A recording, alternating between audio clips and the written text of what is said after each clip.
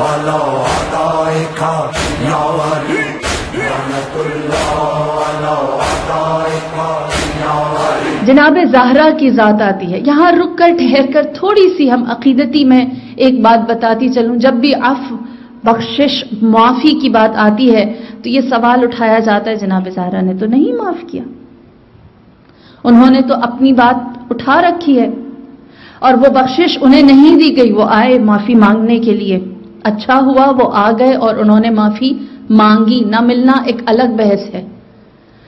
ان کا معافی مانگنا اس بات کا ثبوت ہے کچھ غلط ہوا تھا، تبھی وہ گلٹی تھے.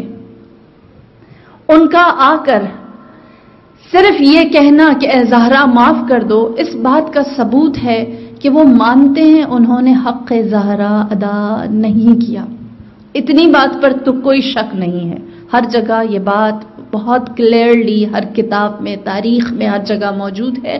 شیعہ سنی کو اختلاف بھی نہیں ہے. اگر ہم اپنے عقیدے کے مطابق یہ سوال کریں کہ بی بی نے معاف کیا نہیں کیا، کیسے پتہ نہیں کیا، آج تک کوئی بتا سکتا ہے نشان قبر زہرا کہاں ہے؟ یہ ناراضگی ہے نا، یہ منہ چھپایا ہے، یہ منہ موڑ دیا ہے.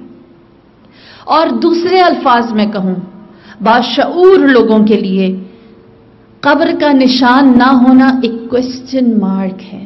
سوچو کیوں اتنی بڑی ہستی کی قبر نہیں معلوم؟ کیوں وہ اس طرح کہہ گئیں؟ وہ بھی جو کہتی تھی کہ میرے حسین کو کون یاد رکھے گا، وہ کہتی ہیں میری قبر کو چھپا دو، پوشیدہ رکھو، کوئی دیکھ نہ سکے. تو یہ ایک سگنل ہے کہ معاف نہیں کیا. اب سوال یہ پیدا ہوتا ہے معافی کرنا اتنی اچھی بات ہے تو بی بی نے معاف کیوں نہیں کیا؟ دیکھیے بی بی کا خطبے کا ایک جملہ ہے، خطبہ جناب فاطمہ الزہرا جو آپ نے دربار میں دیا، اس میں آپ نے اپنے احتجاج، اپنے پروٹیسٹ کا جو سب سے پہلا آبجیکٹو تھا وہ بتایا اور فرمایا اگر میں آج احتجاج نہیں کروں گی، اگر میں آج نہیں بتاؤں گی کہ حق کون اور باطل کون، درست کون اور غلط کون، اگر آج میں نہیں بتاؤں گی کون حقدار ہے اس مسند کا اور کون ناحق اس مسند پر، مسند رسالت پر بیٹھا ہوا ہے، تو کل اس مسند پر میرے بابا کی جگہ پر وہ آ کر بیٹھ جائے گا جس کو وضو کرنے نہیں آتا ہوگا. بی بی نے لائن کھینچی ہے. وہ جو حجتوں پر حجت ہیں انہوں نے بتایا ہے کہ میں لائن کھینچ دوں گی، جہاں سے زہرا راضی وہاں سے حق شروع، جہاں سے زہرا غضبناک وہاں سے ناحق ہے. اب ناحق کے ساتھ اولاد زہرا کیا کرتے ہیں؟ انہیں معاف کرتے ہیں ان کی چھوٹی چھوٹی غلطیوں پر، وہ الگ بات ہے. لیکن بیوی کی ناراضگی سے یہ فرقان ہو گیا، یہ فرق کلیئر ہو گیا کہ کون حق ہے اور کون باطل ہے. اس لیے معاف نہیں کیا تاکہ حق کی فصیل کھینچ دی جائے، تاکہ صحیح اور غلط کو ثابت کر دیا جائے، تاکہ کل کو کوئی شبہ نہ رہے، کل کو کوئی شک نہ رہے، کل کو کوئی ڈاؤٹڈ نہ ہو کہ پتہ نہیں کون صحیح تھا کون غلط تھا. علی نے بھی معاف کیا، زہرا نے بھی معاف کیا، پھر مسئلہ کیا ہے؟